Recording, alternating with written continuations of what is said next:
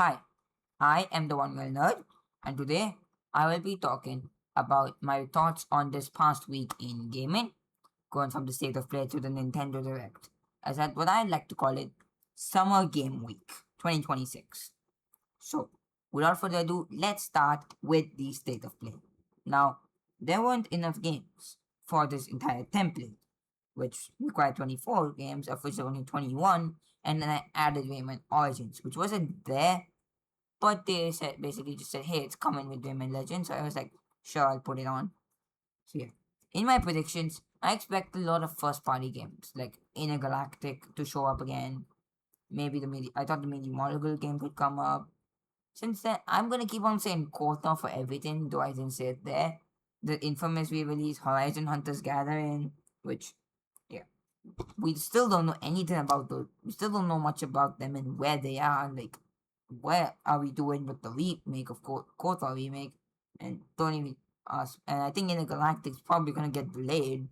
But anyways, so I mean, this probably makes sense. I mean, Halo was supposed to be in the state of play, but then Microsoft took it out at the last minute and kept it with them. Which, yes, I think that's overall better. Then the big closer was God of War Love Fair, which a lot of people did not like. I personally think, yeah, I'm fine with it. I like to see more of it. Just, I wonder where the next mainline game is, because it's been a while. Like, God of War Ragnarok came out 4 years after 2018, and Ragnarok was 4 years ago. Since then, they've done Valhalla, Sons of Sparta came out, and now you have this and the remake. But the fact they're doing God of War as the end every time this year so far, it's been twice, but still, it makes me wonder when the next God of War is coming. Anyways, when it comes to the third party games, I mean, a lot of them were re releases like Rayman, Dynasty Warriors, Tomb Raider, games that you can already play, like Dune Awakening, RuneScape Dragon Rise, No Rest for the Wicked, and lots of games that basically got release dates around the late September, early October time. And I mean, other than that, you had a few first parties like Until Dawn 2. But overall, I can keep going on about random things, but I think with some of the things they showed, like, I mean, Wolverine looked amazing, like we all expected. I said that I got it for, and some of these were cool to see, like, cool to see a Tomb Raider and Onimusha release date game. Now, the movie looked like it could be some fun, and so overall, I'd give this a 6 out of 10. Moving on to the next thing, the Summer Game Fest. Now, this was a recording disaster as they managed to screw up the audio so much they pretty much took it out before having to put it back in. So that was a mess. But now that I actually have a clear understanding of everything, it was good. Though there were some things I just hated that were also present to the Game Awards, but in a lesser degree. Like the fact Nintendo kept on doing these Power Up Your Play, where they showed three games that we already knew about that had no information shown off, and then say Power Up Your Play with Nintendo Switch 2. That happened twice, and with the same tagline. It's like, what are we doing? And don't even get me started on the Capcom sales. Like, why are they even in here? Anyways, aside from that, there were a lot of reviews. Now, I don't think that many of them were exactly for me. Like, I'm not really into a lot of these things, like Stellar Blade, Zero Company, a lot of Dawn Local Guild Wars. A lot of these I don't really care about. 1666 Amsterdam, yeah. But when I look in general, like the big announcements, there were big announcements, and a few games I was into also, like Among Us Story and the Final Fantasy VII Revelation, the Hunter Wilds DLC is cool, but yeah.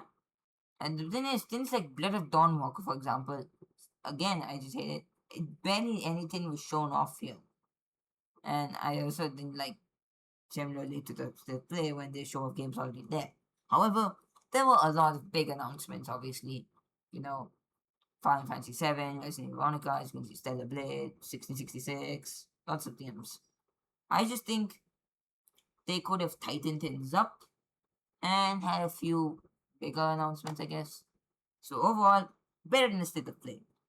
7 out of 10. Moving on to the Xbox Showcase, which Wikipedia considers the part of the Summer Game Fest, but I consider it separate. So yeah, they had talked when they delayed Fable about what games would show, and I thought, oh, they're not gonna show much except for maybe one game, like which was Spyro. I thought, alright, fine, we probably won't get Clockwork or anything else. Thank God we did. I mean, I think they. I mean, we saw Doom DLC, Spyro, Senua was a cool surprise. We saw Clockwork and Gears of War echoed how you could tell a change in leadership occurred. I mean, we were about to see Halo on a state of play, and here we are with console exclusives again. Keyword being console exclusives. Because, Microsoft has to put their games on PC.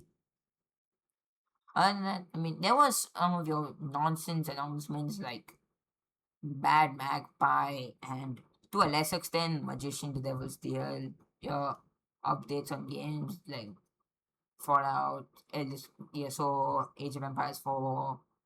Yeah, but even for third parties, I felt this was good. I mean, you had Crazy Taxi and Personas. Overall, this was a really good event. Surprisingly good, like the best one yet. 8 out of 10. I mean, there could have been some stuff in there. Sure. We didn't need to see Beg, Magpie, or Vivarium. Or these updates, I guess, had to come, but still. And finally is the Nintendo Direct that happened. Now, you may wonder why I never did a live reaction or any video. That's because I recorded it, but I forgot to set my video. So it looked a little something like this. Hello! So yeah, that's why I never made a video on the Nintendo Direct. So, okay, over here, there were a lot of big games shown. So, this felt a bit divisive. Like some things were really well, some things were really poor. So let's start with some of the great things, which is the third party. Of course, you had your Minecraft and Rise of the Tomb Raider, and Big Walk just looked like a bad game, like a game from 2004, and Pico Nico 2 looked the same. But outside of those, I mean, you had some big games come, like Lords of the Fallen, Onimusha, and RuneScape coming the same day. A lot of ports of what I would call new-ish games coming from like 2024, 2025, so 2 years prior. And you also had Kingdom Hearts 4, which really sealed the whole Nintendo is coming back to third parties. However, that's where it's best. However, I did have a big issue with some of Nintendo's announcements, where they didn't really show anything. Like, what was there to take from Dustplats other than a closed network test, which we already would think.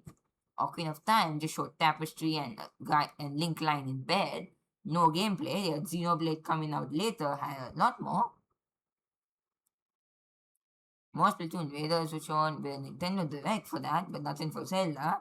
In fact, there was no 40th anniversary, which really made me go, huh?